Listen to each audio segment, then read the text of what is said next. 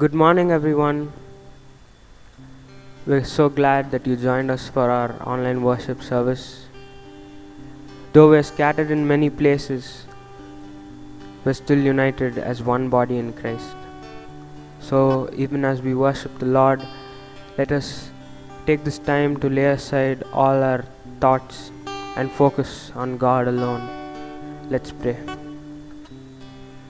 Wonderful Savior, we come before you today, God, with one aim in our mind, that is to seek you and to worship you, Father. God, we want to say sorry at this time for all that we have done throughout this week that was not pleasing to you, Father. We pray that you would forgive us, God. We pray that you would help us not commit those sins again, Father. It's you alone who can help us, God. We want to confess at this time that we need you. We need you throughout this week. We need you every hour. Father, we pray that you would be with us, God. Because without you, we can do nothing, Father. We can do nothing. We want you in everything we are doing, Father God. We pray that you would be with us. Even as we are worshipping you at this time, Father God, even as we sing songs to you, we pray that you would have your way in our hearts, Father. We pray that you would be with us even as we're singing these songs. In your name we pray. Amen. Amen. Let us sing this song. Lord, I come. I confess. Lord, I need you.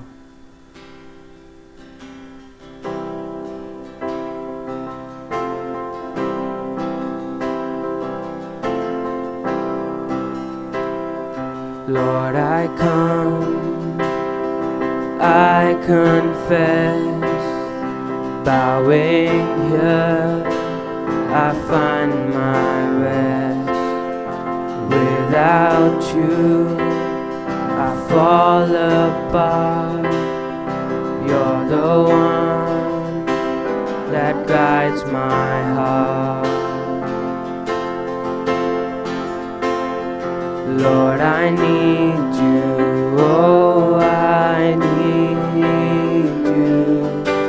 Every hour I need you. My one defense, my righteousness.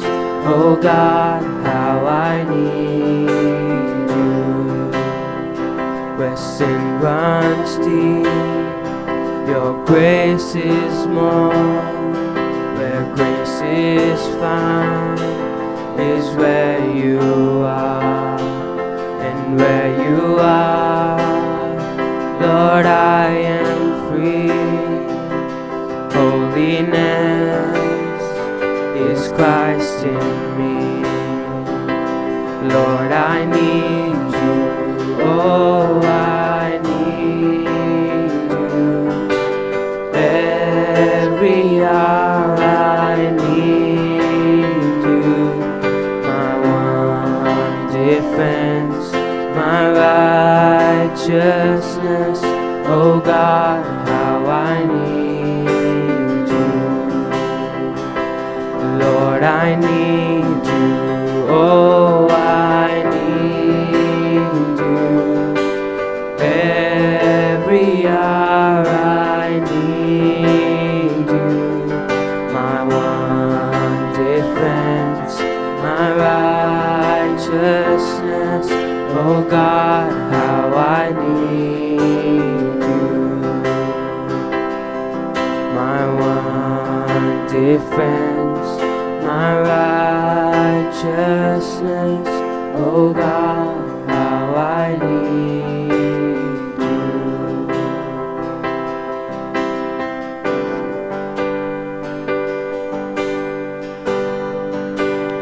Draw me close to you.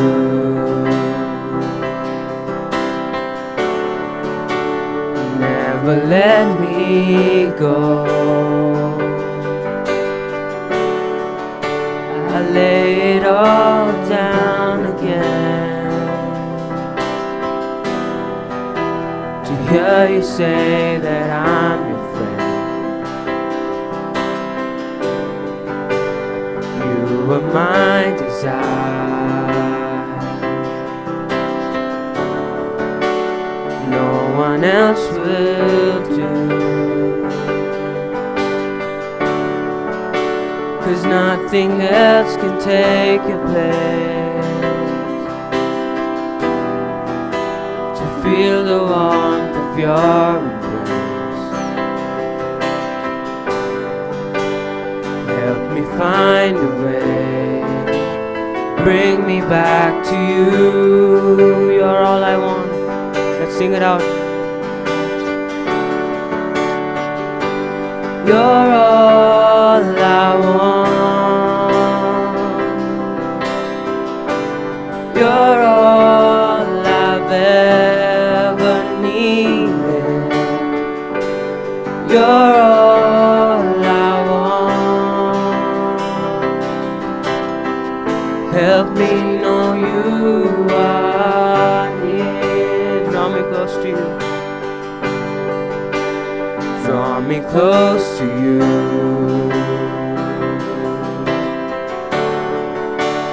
Never let me go. I lay it all down again. To hear you say that I'm your friend. You are my desire. No one else will do. 'Cause nothing else can take your place.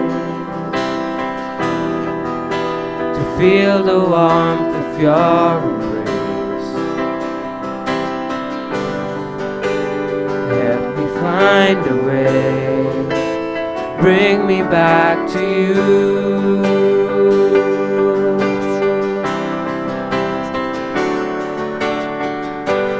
You're all I want. Yes, Father, you're all that we want.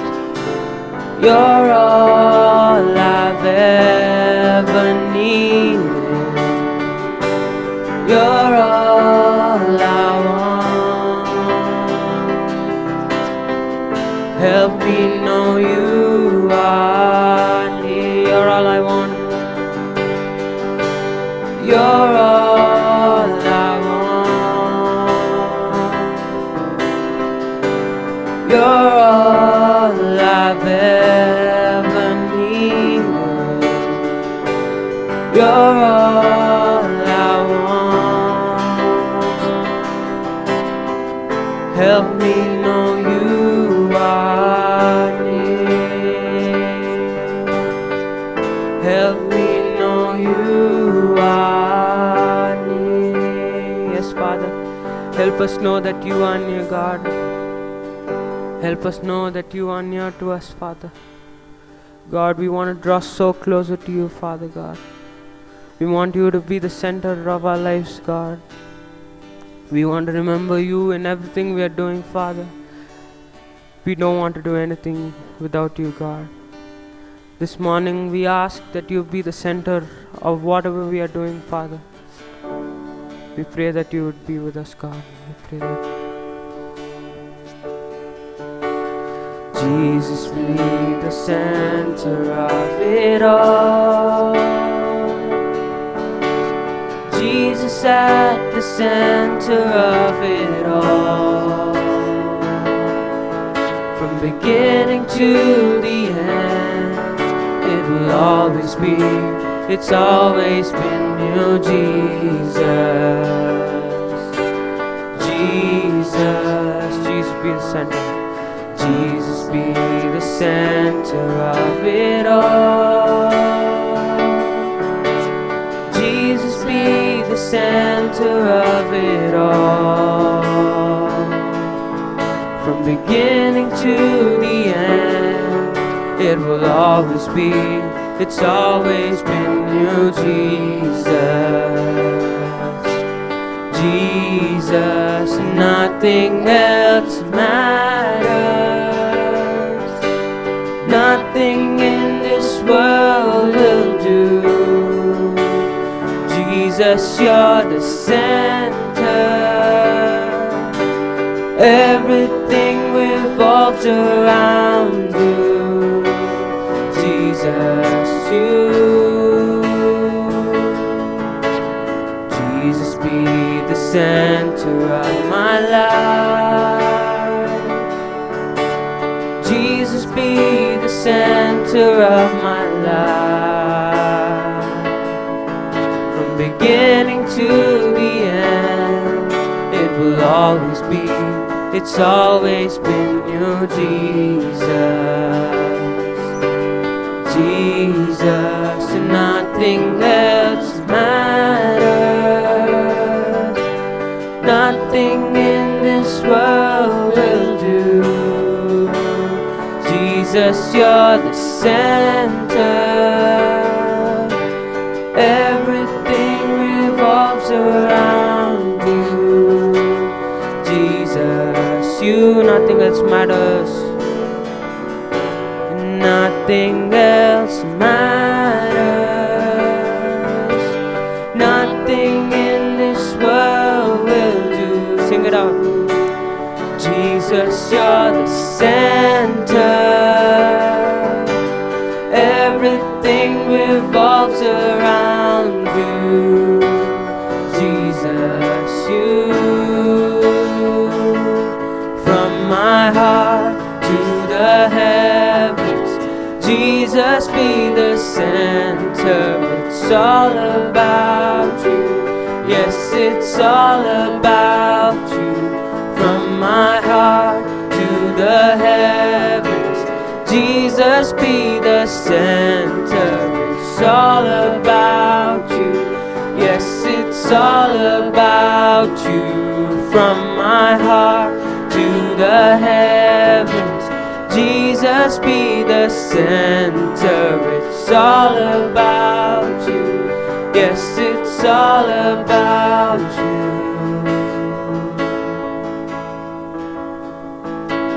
Jesus, be the center of it all. Let us. Jesus, be the center of it all. Beginning to the end, it will always be, it's always been you, Jesus. Jesus, Jesus, Jesus, Jesus. Yes, Father. We want you to be the center, God, of everything of our lives, Father God. God, because if you are in the center, God, this life we're living is worth nothing, Father. It's just worth nothing. Because we are living for you alone, God. We're living because of what you did for us on the cross, God. For your love, because Father, you gave your only Son because you loved us so much. You loved us so much. And we want to say we love you at this time. We want to say we love you, God. We will lift your name above everything else, Father, this morning. We want you to be the center of everything here. We love you, God. We love you. Father in heaven, how we love you. We lift your name in all the earth. May your kingdom be established in our praises as your people declare your mighty word. Blessed be the Lord God Almighty, who was and is to come. Blessed be the Lord God Almighty, who reigns forevermore.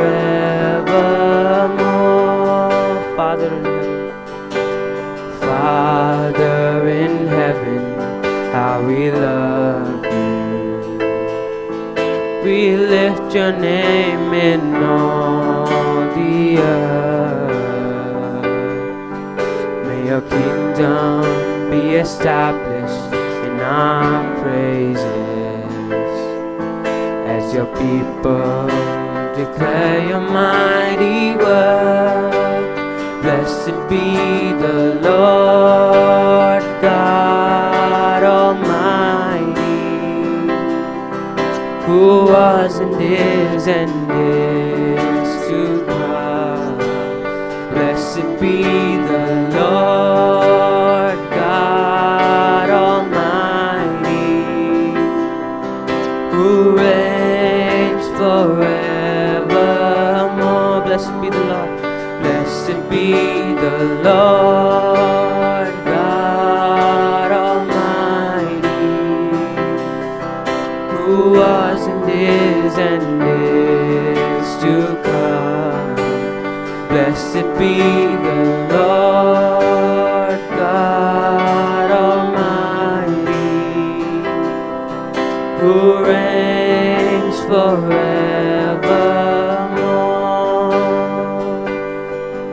who reigns forevermore,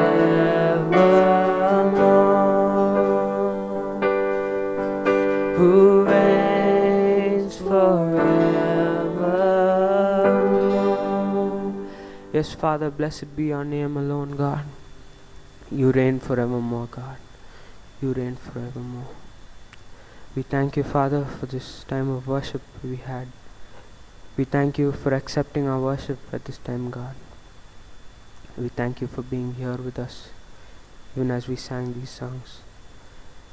We submit the rest of this service into your hands. We pray that you would be with us even as we are listening to the sermon, God.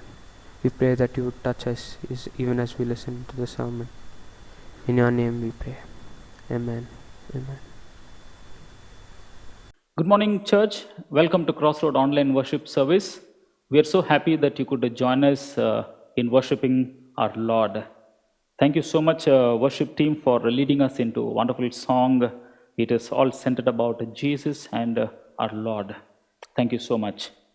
Just a couple of announcements before we get into God's Word. As you all know, we are having morning prayer every day here in our church. It starts at 7 and it goes on till 7:30. If you are free, please do join the morning prayer. And one more thing, on Wednesdays, we have started our Bible study from the book of Ruth.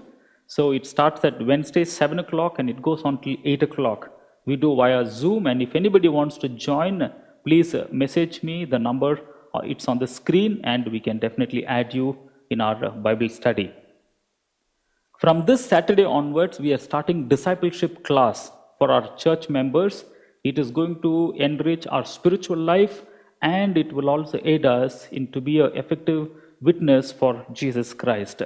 So we start every Saturday, and it goes on till 6 weeks. So please block your calendar. I would highly recommend all our church members to participate in this one. It will happen in the church premises here, Saturday 10 to 11:30. It will go for 6 weeks. And again, the topic is on discipleship and effective witness of Jesus Christ into this world. So please block your calendars and we'll have a good time. So when the next song is sung, offering will be collected. So please feel free to participate in giving to our local church. May God bless you. Before we take the offering, may we all close our eyes and pray. Father, we thank you for the amazing gift that you have given to us, Lord. Lord, we are so happy, Father, that we are your children and we can call you Abba, Father. And Lord, we can come to the throne with the blood of Jesus Christ in our hand boldly into your presence. Father, thank you for helping us, Lord, to call you Father in heaven and worship you with all love and sincerity, Father. because you have called us, you have chosen us, and Lord, you have set us apart in this world. Lord, we were sinners. Thank you so much for coming and, Lord, saving us, Lord. Lord, at this time, we thank you for the blessings that we have in our hands. Lord, every blessing that we have in our house, in our life, it is you who have given to us, Lord. And Lord, what a privilege, oh Father, that we can set aside an amount and give it to your kingdom, Lord, for the extension of your kingdom and building of a church in this world. Lord, we thank you for the opportunity that you have given to us, and I pray that this money will be used for your kingdom, Lord. I pray, Father, as leaders of this church, give us the wisdom to utilize this money, every rupee that is collected, Lord, for the extension and edification of this local church. Bless our hands and bless all that we do in this world. May your name be glorified and exalted. In Jesus' name we pray. Amen. Amen.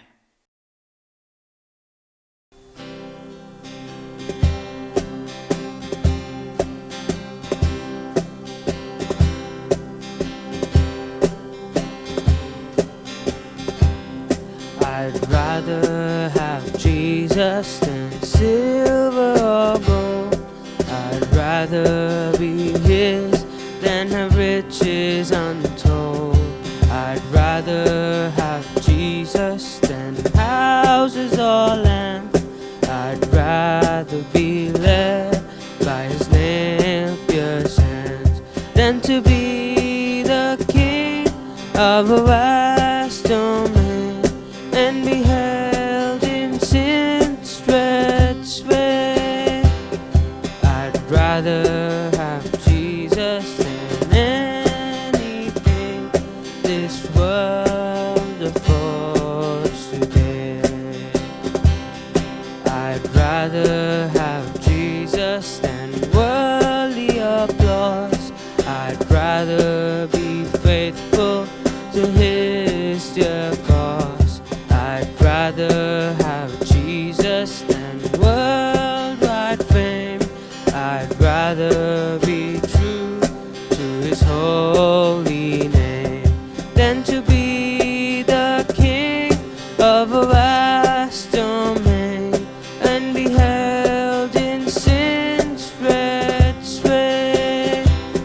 I'd rather have Jesus than anything this world affords today, than to be the king of a vast domain and be held in sin's stretched sway. I'd rather have Jesus than anything this world affords today. I'd rather have Jesus than anything this world affords today. This world affords today. This world affords today. The Bible passage for this morning is taken from Genesis chapter 20, verse 1 to 18. Genesis chapter 20, verse 1 to 18. Have your Bibles turn with me to Genesis chapter 20, and I'm going to read. Follow me as I read the text. From there, Abraham journeyed toward the territory of the Negev and lived between Kadesh and Shur, and he sojourned in Gerar. And Abraham said of Sarah his wife, "She is my sister." And Abimelech, king of Gerar, sent and took Sarah. But God came to Abimelech in a dream by night and said to him, "Behold, you are a dead man because of the woman you have taken, for she is a man's wife." Now Abimelech had not approached her. So he said, "Lord, will you kill an innocent people? Did he not say to me, 'She is my sister'?" And she herself said, "He is my brother." In the integrity of my heart and innocence of my hands, I have done this. Then God said to him in the dream, "Yes, I know that you have done this in the integrity of your heart.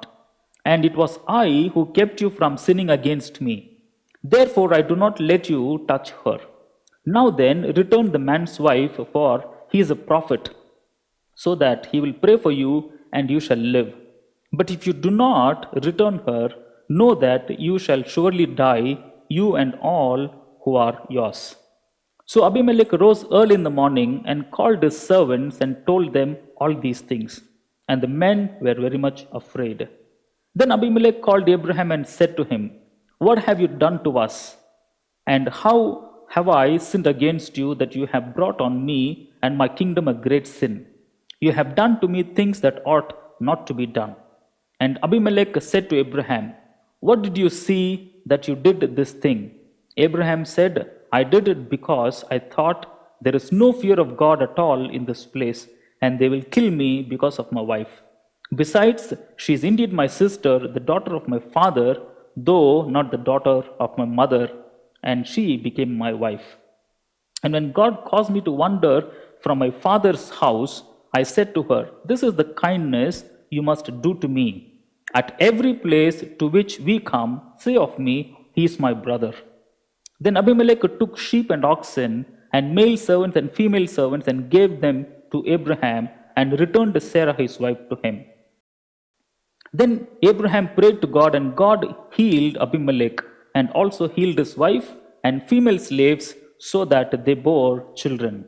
For the Lord had closed all the wombs of the house of Abimelech because of Sarah, Abraham's wife. This is the word of the Lord. Shall we all close our eyes and look to the Lord in prayer? Father, we thank you so much for the word that you have given to us. Lord, it is your word which was there in the beginning, and it is that word, Lord, that is alive, that has life, and Lord, that is light to our paths. God, I pray that, Lord, even at this word that we just read, Lord, you will speak to us through these words, that our lives will be encouraged, edified. And Lord, if there are any ways, Lord, that we need to change, Lord, we pray that you will speak to us this morning. Lord, may your voice be heard, Father, that our lives will be transformed, Lord. Speak to us, Lord, that we'll put these things in the coming week, and may this word, Lord, be a rhema word for us this week. God, I pray before we listen to your word that you will open our hearts, Lord. Lord, as the words come, Father, help us, Lord, to take all those words into our hearts and put it into practice. Father, make our heart a good soil that will receive your word, and Lord, it will grow in this week, Father, giving 30, 60, and 100 for your glory. Lord, we need you more than anything in this world. Lord, we need your counsel more than anything in this world. God, without you, Lord, we cannot do anything in this world, Lord. And I pray, Father, that you will speak to us and revive us, Lord. Revive us, Master. Lord, I pray, Father, that even as I have prepared this word, that you will help me deliver your word with much clarity and with the power of the Holy Spirit. May I be able to deliver your word, Lord, as it is, and cover me under your wings. May your voice be heard once again in our place. In Jesus' name we pray. Amen. Amen. Amen. The text that was read to us, Genesis chapter 20, verse 1 to 18. I have titled my sermon this morning as Faithfulness of God in the midst of fear and failure. Faithfulness of God in the midst of fear and failure. If you have just looked at the verse, Abraham is in the process of journeying from one place to another place. He is moving from Genesis chapter 12 when God called him. God called Abraham, leave your father's house. So as per the word of God, Abraham listened to the voice and he left his father's house. And he kept on going from one place to another. And the 20th chapter here we see, he is sojourning in the land of Gerar, where there is a king called Abimelech.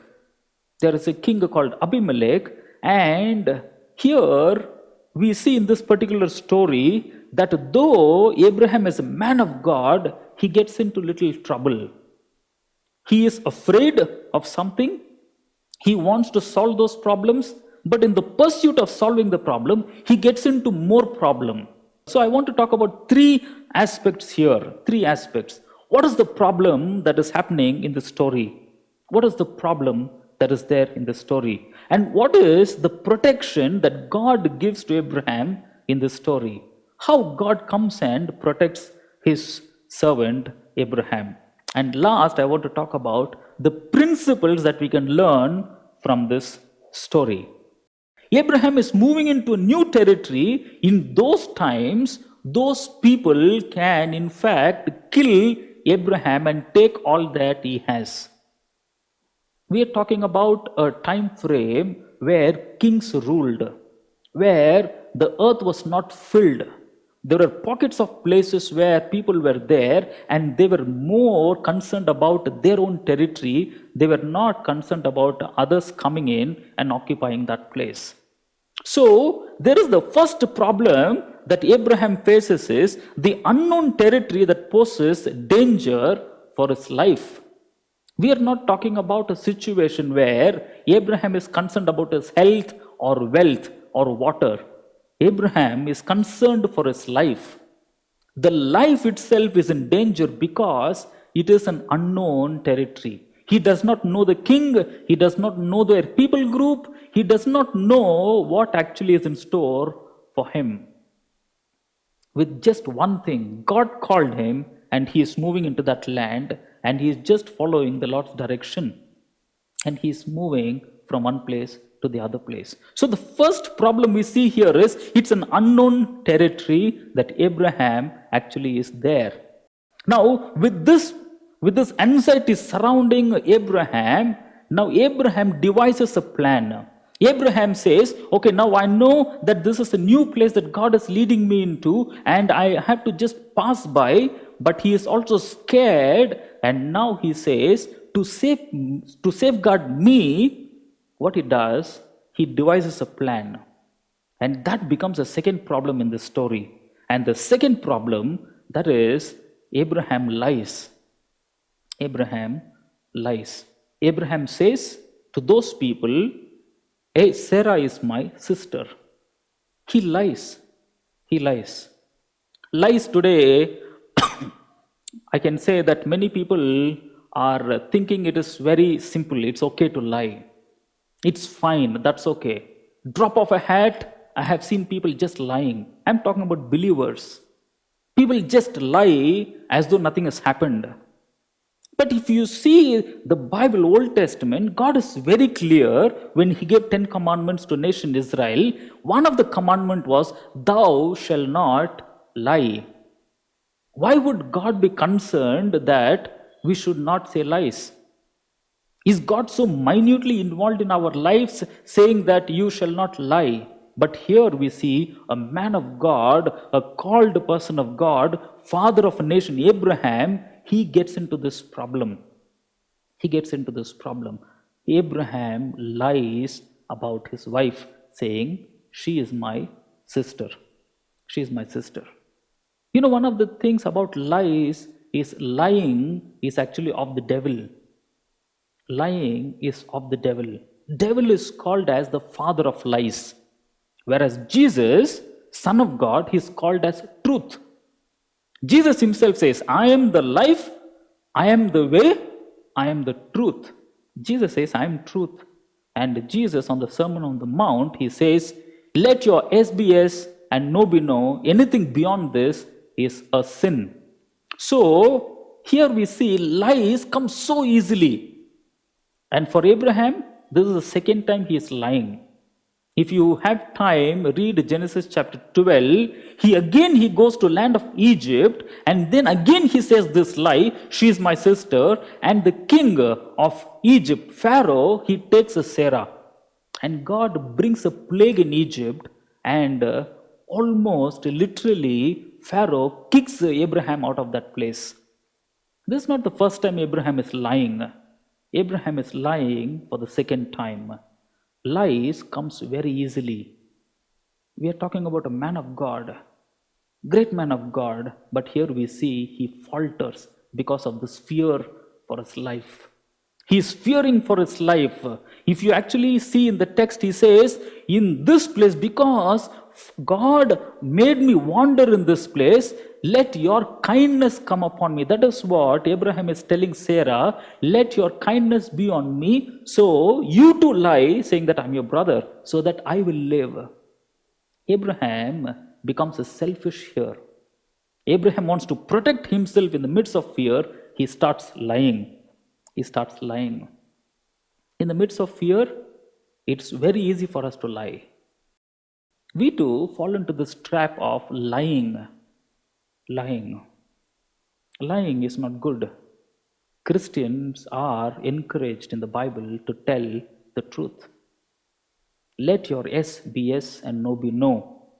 Don't tend to mince words.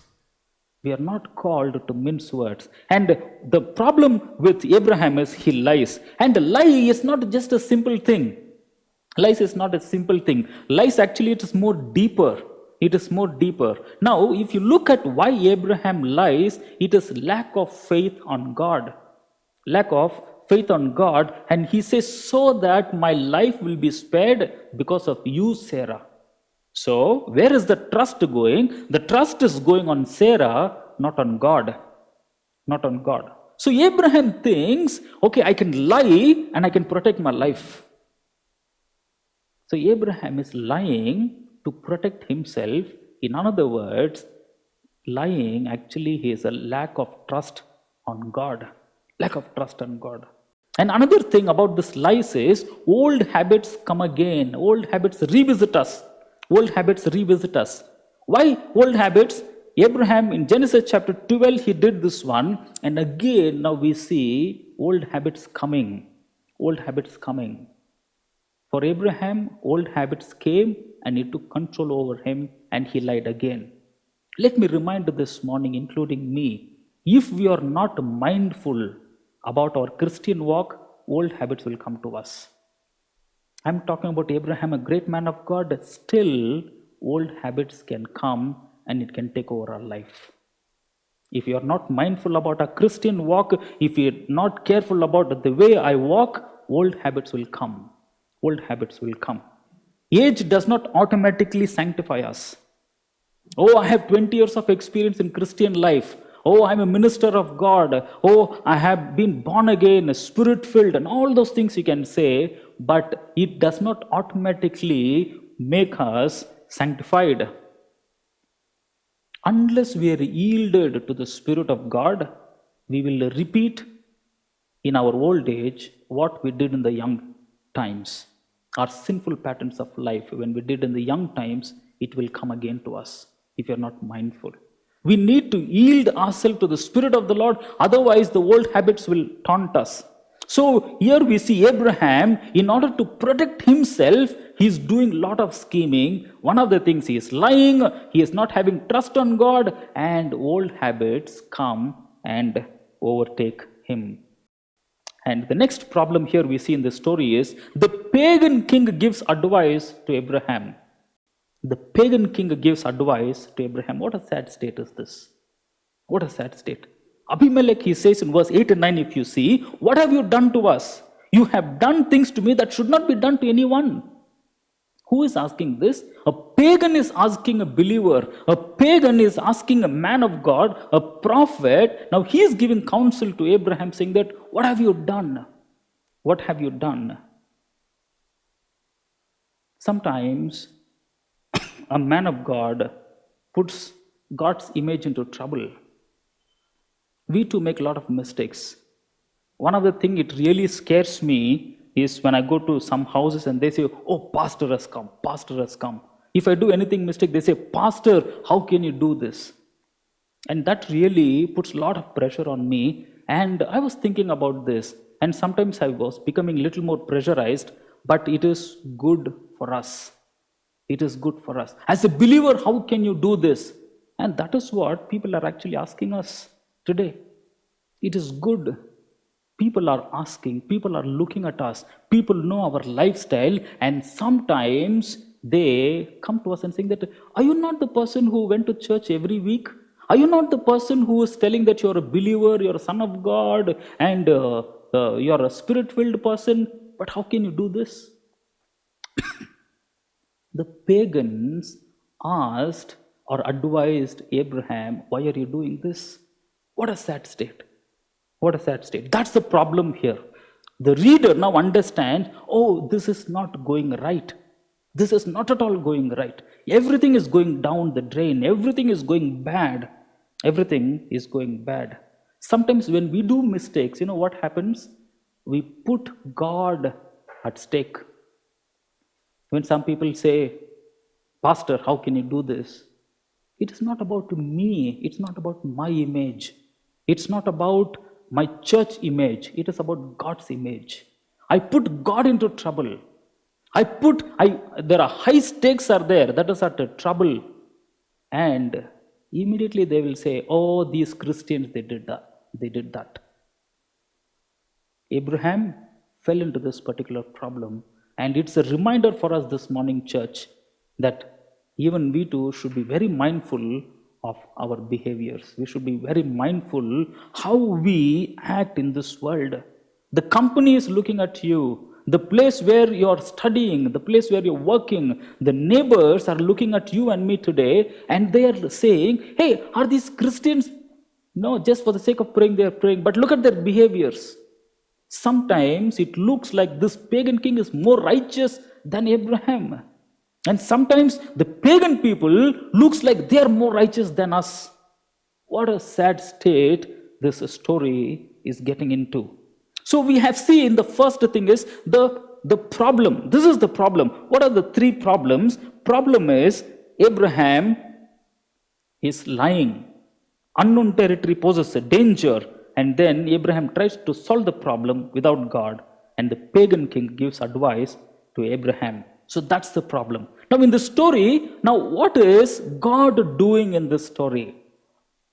I believe every story that is recorded in the Bible, God is doing something. God is telling us today that He has done something in the past. He is going to do the same thing to us even today. And that's what we're going to see. The second aspect is the protection of God. How does God respond to the problem of His people? God comes to the rescue. What an assurance it is. God comes to rescue. But before I could say the protection of God, let me tell you that we cannot solve problems without God. Abraham cannot solve the problem without God. Abraham tried, but it backfired. If you read Genesis chapter 14, when Abraham's nephew Lot was taken over by a king, he took 318 of his strong men who were born in his house. He went, he fought, he rescued Lot and came. But here in this place, it looks like Abimelech is more powerful. He is not able to go and fight a battle and redeem Sarah. There are times in our lives when the enemy is more stronger than us. There are times in our life when the pagans are more stronger than us. What do we do then? Do we try to manipulate and solve the problem? No, we cannot solve problems without God. Without God. So how does God work in this story? How does God act in this story? God is at work. God is working. We need to understand.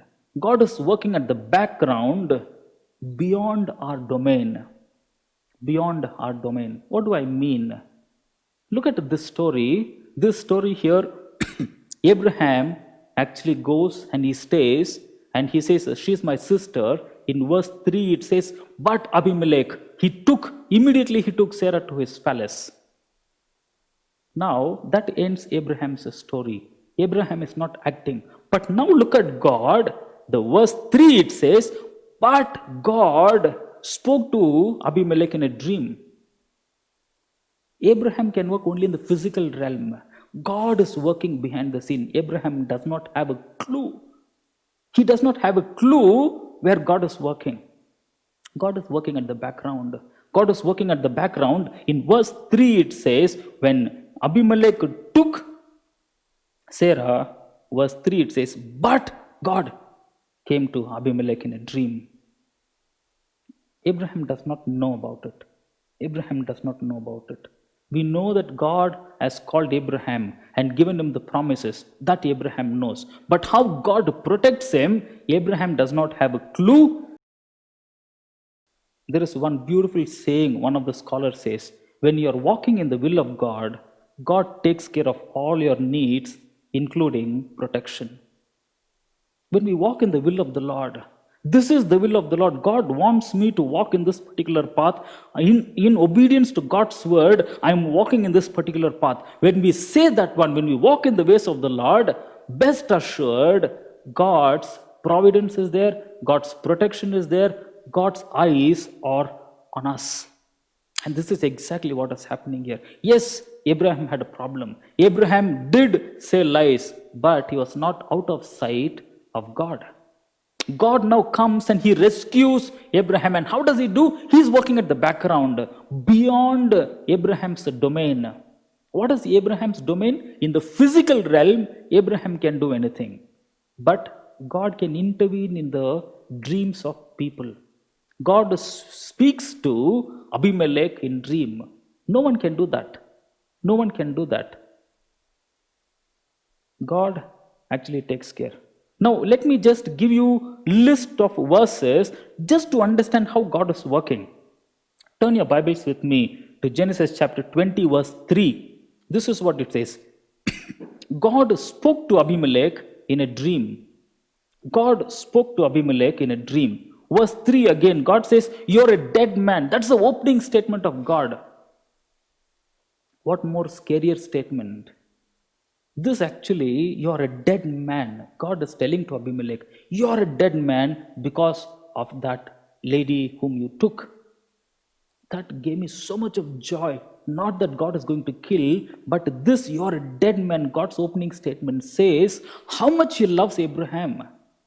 How much he loves Abraham. God is telling Abraham's potential enemy, you are a dead man because you have taken my son's wife. If anybody touches my daughter in a wrong way, I will become very angry. And I'm sure every parent will become very angry. Every parent will become very angry, and that is what it's actually portrayed here in the mind of God. When God said, "You are a dead man," we can clearly see the amount of love, the kind of zeal that God has in terms of protecting His son Abraham. Are you going through problems today? Are you going through some tough times? Are you going through fear of failure, or some things have gone bad in your life? You're trying to solve your problems. Somebody is inflicting problem on you. Know that God is working in your life. Know that God is working in the background. Verse 6, it says, "It was I who kept you from sinning." God, actually, in His sovereign wisdom, in His power, He has stopped Abimelech going closer to Sarah. God says to Abimelech, "It was I. You think in your innocence you were away from Sarah? No. It was me who kept you away from Sarah." God's intervention was there even to a pagan king. God is at work. God is the one who will stop him from sinning. In verse 7, God says, "Return the man's wife." God is now solving the problem. God is solving the problem. Return the man's wife. Verse 7, it says, "He will pray and you shall live." God says, He's a prophet. Even though he lied, he is my son, he is a prophet. He will pray and you shall live. God delivers the pagans through his servant's prayer. Look at the way God, how he delivers. And verse 7 again it says, "If you do not," God is giving a warning here. First he says, "Send Sarah back so that you will live." In verse 7, the later part it says, "If you do not send, you will surely die, you and all your people." This is what the Lord says. He gives a warning to Abimelech. In verse 17 it says, God healed Abimelech. God healed Abimelech's wives. God healed Abimelech's, all the female slaves of Abimelech's wives. God healed everybody through Abraham's prayer. Through Abraham's prayer. Look at the way God is working in the background. And all these things, Abraham does not have a clue. Abraham does not know what is God doing at the background. Abraham only knows he is into deep problem. But God very soon is going to rescue Abraham, and that is how God is working at the background. Verse 18 it says, God closed all the wombs of the house of Abimelech. Abimelech had a lot of wives. Abimelech had a lot of females. The slaves, they were there. But God closed all the wombs of all the ladies in the house of Abimelech. We see a power of God. Only God can do it. You and me cannot solve this problem. But God, He comes with all His power. He warns Abimelech in the dream, and now God, in His supreme power, He withholds or He shuts all the wombs. Look at the way how God powerfully comes down. How God powerfully comes down. This is how God is at work behind the screen, beyond Abraham's domain. Only God can do. Only God can do. Are you going through some problems? Are you going through some fear in your life? You're not sure how to solve this problem? Let me assure you, the God who called Abraham is the one who has called you and me. We are God's children, and God is not going to keep quiet. God is going to deliver you and me. You and me. Hallelujah. Hallelujah. Now let's move on to the third aspect. We have seen the problem. What was the problem in the story and how God protected in the story. And now the third one is, what are the principles that we can learn from this story? The principles that we can learn from the story. Now first is what we have seen. God is a protector. No doubt about it. That's the first principle. The universal principle. It is God, the maker of heaven and earth. He will protect me. Wherever I go, He will protect me. In the midst of my enemies, God is the one who is going to protect me. Whatever I'm going through in this world, God will protect me. You and I need not be scared of anything.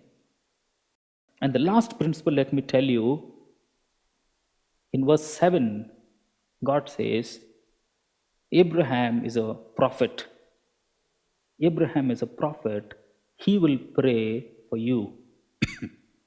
He will pray for you. Listen to me for this particular principle. What is the principle that we learn from this story? Pray for others.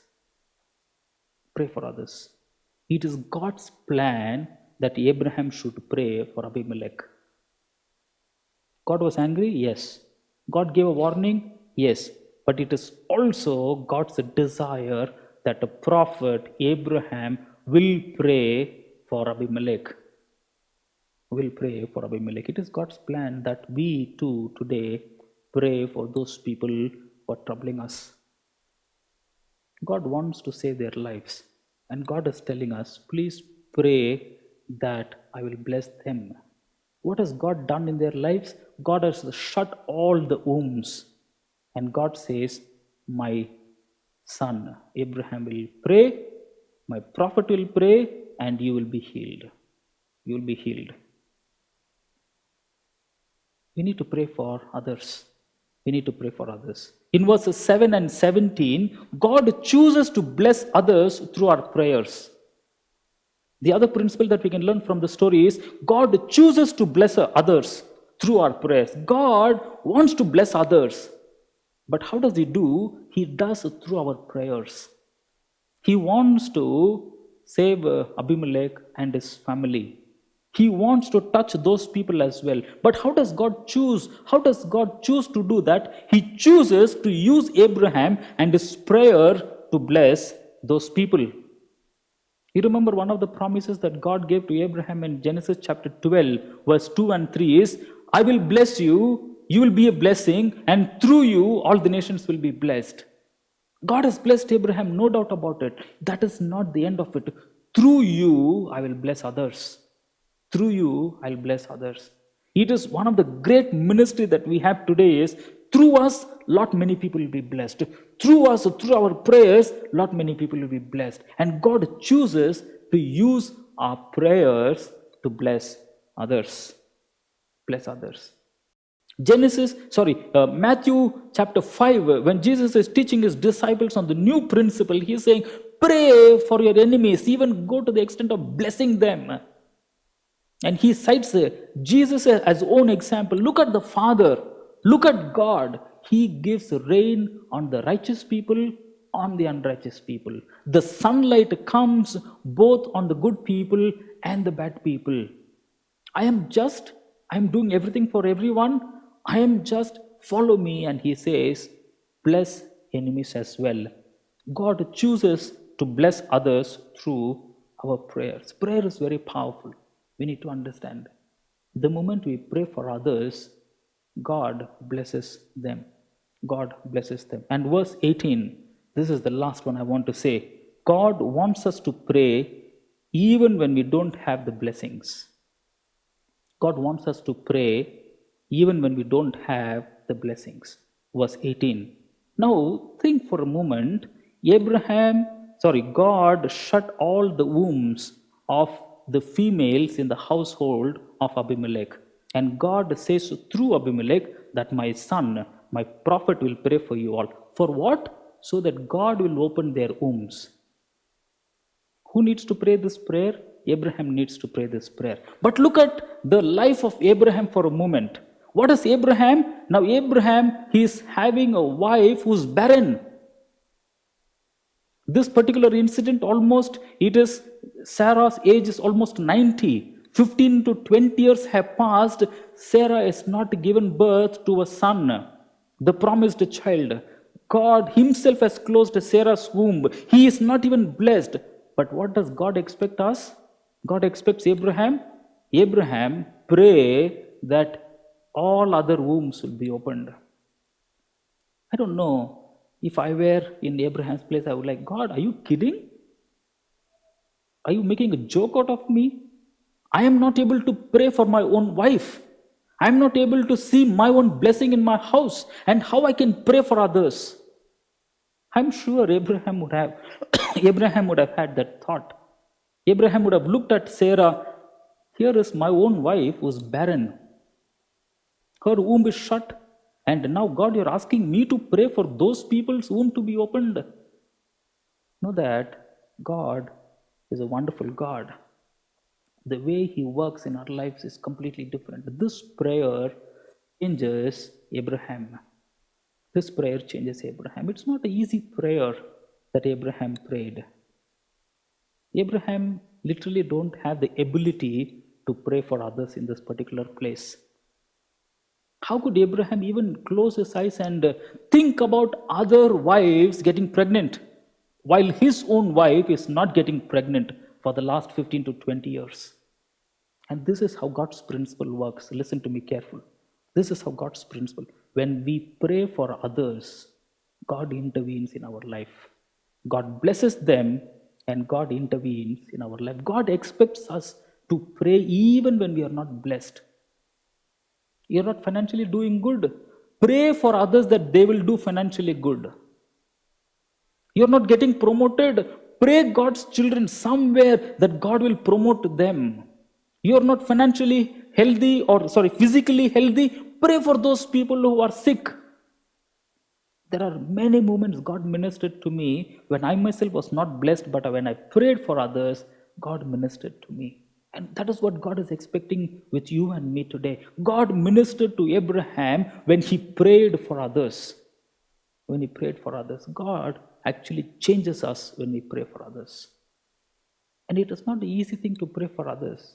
God is telling us today, pray for others. Pray for others. We are not blessed, and how can we pray for others? Pray. Pray for others. Pray for others. Let me tell you the last thing God says when you pray for others. When we pray for others in spite of our not blessing, we don't have the blessing, but when we pray for others' blessing, God blesses us. Turn your Bibles with me to chapter 21, the very next verse. 17th verse, he prayed. 18th verse, God opened all the wombs. And that's the end of the chapter. Turn with me to 21st chapter, verse 1. Then God remembered Sarah. He opened the womb of Sarah, and God blessed her with Isaac, the promised child. Hallelujah. Hallelujah. Look at the way God works in our life. God It looks like that God purposefully had taken a path to Abraham so that he will pray for others, and through that prayer, God will answer Abraham's household prayer. Looks like that God purposefully took in that direction. God is sovereign in this one, and God now asks Abraham, you pray. There is a kind of an hidden principle that God is telling Abraham, I'm going to soon bless you, but if you pray for others. If you minister to others, I'm going to minister into your house. If you think for others good, I will do good to you. If you think others will be blessed, the same blessings you have not enjoyed, you have not got it. But if you have the desire in your heart, God, touch them, heal them, I will heal your house. I will heal your house. We need to change it this morning. We need to change. We are filled with anger. We are filled with revengeful attitude. Oh, I don't have this one. How can he have that? How can, when enemies are flourishing, we are upset. When somebody who's troubling us, they are blessed, we get a little envious about our situation. Similarly, it is happening in Abraham's life. Abraham is telling God, my own house, there is a problem. And how can I pray for their blessing? But God is telling Abraham in this one, you pray. And he prayed, he obeyed. And next verse, God remembered Sarah. God blessed. Hallelujah. Hallelujah. This is the principle that we need to understand. Do you have the habit of praying for others? Are you selfish? You're praying only for your family? And you're thinking, why blessing is not coming into a house? Why I'm not blessed? Why I'm not blessed? Are you helping others? If you want any blessing, let me tell you, bless those people who don't have that blessing. For example, let me tell you, if you want to be financially blessed, help those people who are financially poor. God has taught me in that. There were moments that I did not have much money, but there were beautiful, joyous moments when whatever money I had, I was actually not getting salary, but as a family, we took it to the church. We took it to the church and we gave all that we had. 2009, I still remember this. But God miraculously worked. We were thinking about the church to be blessed. We gave all our money. I was not getting my salary for nearly 3 to 4 months. My salary was stuck in the office. Company was not doing. We were actually going down. My wife was pregnant. It was that time we ministered to a need, a big amount. We gave it to the church. God blessed us. God taught us. God taught us. I can tell you from the life of Abraham, even from my own life, God blesses when we minister to others. You want a blessing in your life? Go and bless others. Pray for others. Pray for others. This is a wonderful story that it reminds that what we need to do in our life today. Now, Abraham was a chosen man. You and me are also chosen, not from the lineage of Abraham. That is the nation Israel. They were chosen because of Abraham. But we are chosen in Jesus Christ. Turn your Bibles with me to Romans chapter 8, verse 30. And that's the good news for you and me. How are we chosen? We are chosen in Christ Jesus. It says in Romans chapter 8, verse 30, to those whom he predestined, he also called us in Jesus Christ. He also called, and those whom he called, he also justified. And those whom he justified, he also glorified. We are also like Abraham. We are also called of God like Abraham, but we are called through God's Son, our Lord Jesus Christ. He has chosen us. We are also from the same house, Father's house. God pulled Abraham from his father's house. Jesus Christ has pulled us from this dark world. Abraham was wandering from place to place in pursuit of the promised land. We are also wandering in this world to go to heaven. We will also go to certain places where we will falter, where we will fail. We will get into the fear aspect. But know that we will stand on God's promises. God is going to deliver us. God is going to deliver us. Let me give a takeaway. The takeaway is very simple, and it's a two takeaway I'm going to give this morning. church can respond. How can church, you and me, can respond to the word of God? Don't take word of God for lightly. Put this word of God into practice. I'm telling you, this word of God, God's word is so powerful. It works powerfully in your life, in my life. And when we yield to the takeaways, when we yield to what God expects, when we respond positively, God definitely will bless us. And this is how church can respond this week for this particular message. Number one, trust in the sovereignty of the Lord. Know that God is sovereign. What does sovereign mean? He is in absolute control of whatever things are happening in this world, including this virus. He is sovereign. He is sovereign God. Trust in the sovereignty of God. And this trust in the sovereignty of God will take away those fears from us, will take away those anxieties from us. Are you filled with anxiety? Are you filled with fear? Are you fear of failures? Can I encourage this morning? Trust in the sovereignty of God. God knows everything. God knows your future. God knows 20 years from now. God knows your past. God knows your future. God knows everything. And remember, God has called you like Abraham. His eyes are on you, and trust in the sovereignty of God. And the second takeaway I want to tell you is align your behavior to the character of God. Align your behavior to the character of God. Abraham failed, but after that he set his behaviors right. Jesus Christ tells, let your holiness, you be holy, for I am holy. You be the children of light, because I am light. You become righteous, because I am a righteous God. You behave in this world the way I have shown to you. We need to align our behaviors to the character of God. To the character of God. We trust Him, yes, but we follow His steps. We follow His steps. Let's take every step in making sure our behaviors are in sync with the holiness of God. Behave in a manner that is in sync with the holiness of God. Don't try to solve your own problems by getting into wrong principles, by lying. Don't indulge in wrongful means to get out of your problems. That is world. But here, the one who is working for us is there with us. And what is He expecting? Our behaviors will be in sync with God's holiness. Maybe all close our eyes this morning to the word of God that we heard. And let us come back saying that God, yes, like Abraham, though I'm a believer for 20 years, 25 years, Lord, I have done so many wrong things. I tried to solve problems by wrongful means, by sinful means. I have indulged in solving my problems. I'm sorry, Lord. I'm sorry, Lord. Hallelujah. If you have done anything wrong in the past, pray this prayer with me to trust the sovereignty of the Lord and to align our behaviors in sync with the holiness of God. Pray this prayer with me. Father, we are so thankful to you for the word that you have spoken so clearly. Lord, we know this is your word, and this word is so powerful, and this word is truth. Lord, from the life of Abraham, when he was in the land of Gerar under King Abimelech, Lord, we have seen how powerfully, Lord, you have protected your servant Abraham, in spite of he lying, in spite of he doing wrong things. God, we repent this morning, Lord, that we too have sinned in many ways like Abraham.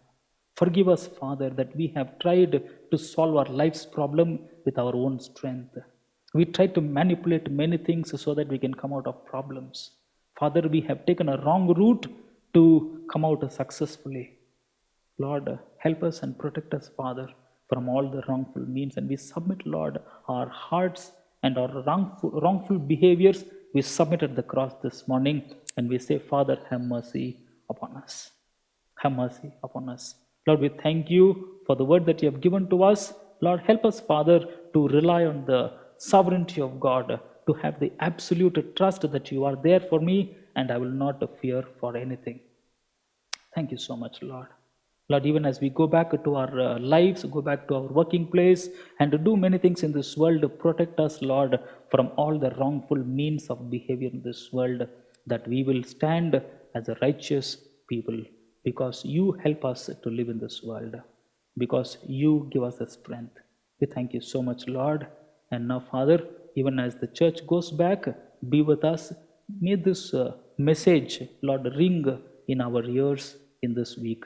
To that end, we give you glory, honor, and praise.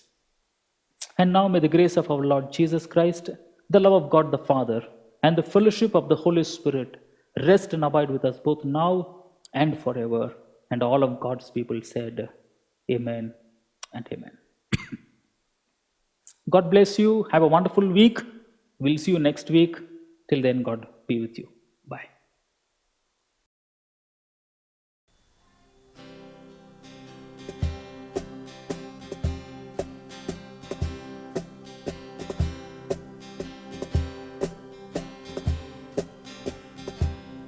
I'd rather have Jesus than silver or gold.